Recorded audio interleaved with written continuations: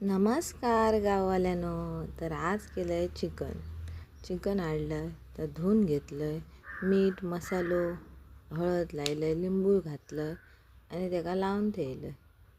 बरा ढवळ इकडे घेतलं वाटाप काढू, एक नारळ, आला लसूण आणि कांदो ते सगळं चिरून घेतलं आणि घेतलं खोबरा भाजू. आला लसूण कांदो भाजलं, नंतर खोबरा घातलं आणि बरा भाजून घेतलं सगळा आणि इकडे फोडणीची तयारी केली. हे कांदो घेतलं, त्याचं वरचं व्हाईट कलरचं असं तर काढलं, टमाटो घेतले बिये काढून आणि कोथिंबीर आणि एक मसाल्याचं पान घातलं फोडणीत, कांदो घातलं आणि ढवळून घेतलं. बरा कांदो लालसर झालो, बरं ढवळलं लालसर झालं तसं त्याच्यात घातले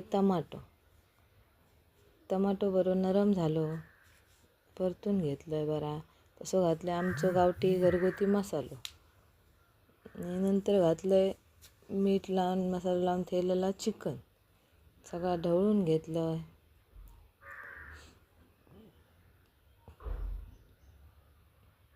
बरा परतलं सगळा मसाल्यात आणि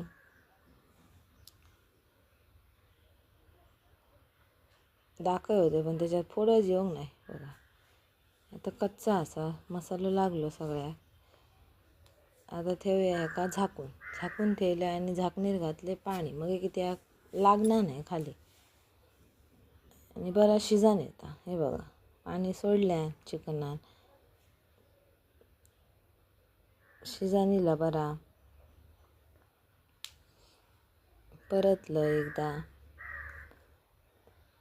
आणि ह्या घेतले थोडा मसाल्यातला काढून फोडणीचा, त्याच्यात घेतले 2 काळजा आणि 2 मोहन लाई, त्याच्यात लिंबू घातले आणि पोरग्यांका दिलं, त्यांका तसलाय आवडतं मसाल्यातला. आणि मग हे घातले भुतूर वाटाप, खतखत आयलं, कोथिंबीर घातलं. हे बघा जास्त जाडही नाही पातळही नाही, असं रस्सो करू. असं रस्सो ना गरम करून, हे बघा असं रस्सो गरम पेलो भर आधी पियान घ्यायचं.